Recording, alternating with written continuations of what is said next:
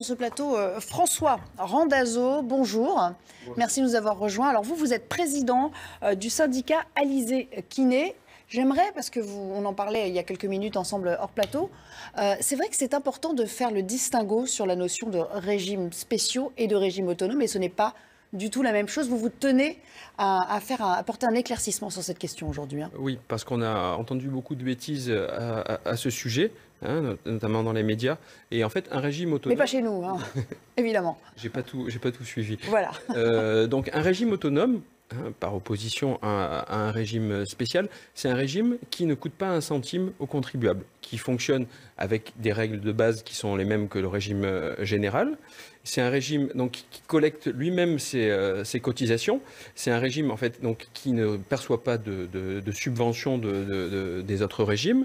C'est un régime qui est équilibré aujourd'hui. C'est un régime qui a fait les choix nécessaires pour prévenir en fait les déséquilibres démographiques qui arrivent à l'horizon. Et donc, il a mis des réserves de côté pour...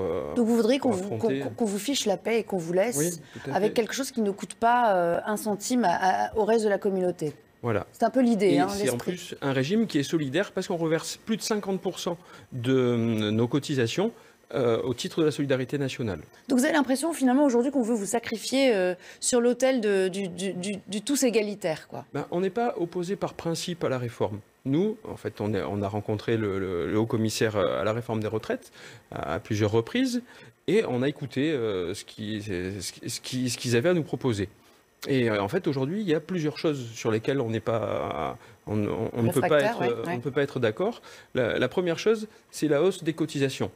Aujourd'hui, donc, on nous propose de passer d'un régime qui fonctionne au régime universel, et ce qui va coûter pour les kinésithérapeutes, mais c'est la même chose pour les autres professions libérales, que ce soit les infirmiers, médecins, avocats. Donc, ça va nous coûter 5 points de revenus.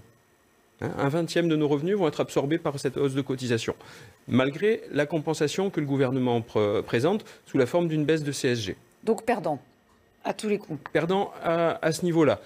Il faut recontextualiser ça dans le fait que, en fait, depuis 2000, les kinésithérapeutes ont perdu 27% de leurs revenus par rapport à l'inflation. Et qu'on est des professions qui sont conventionnées avec la sécurité sociale, donc on n'a pas possibilité d'augmenter nos tarifs pour impacter cette hausse de cotisation. Aujourd'hui, votre régime autonome donc, est-il conforme à celui des avocats? C'est-à-dire il est excédentaire, largement excédentaire? Parce qu'on sait à peu près combien de temps vous pourriez tenir sur vos réserves propres. Le truc, c'est que en fait, le conseil d'administration de la Carpinco, qui est le régime qui s'occupe des kinésithérapeutes, a pris les bonnes décisions et prendra à l'avenir les décisions qui s'imposent pour assurer la pérennité du régime.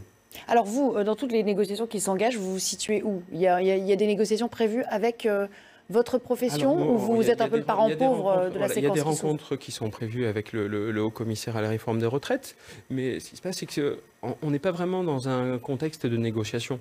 On est dans un contexte de... Voilà, le gouvernement nous explique ce que va être la réforme, mais à aucun moment c'est de la négociation.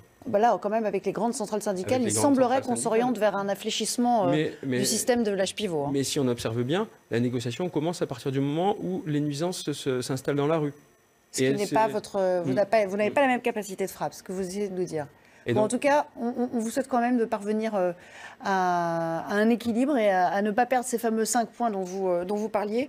Et on vous souhaite bonne chance dans ce combat, de cette discussion qui s'ouvre sans doute pour vous. On en parlait à l'instant et justement, ensemble, il y a ces grèves qui débutent et notamment dans les raffineries.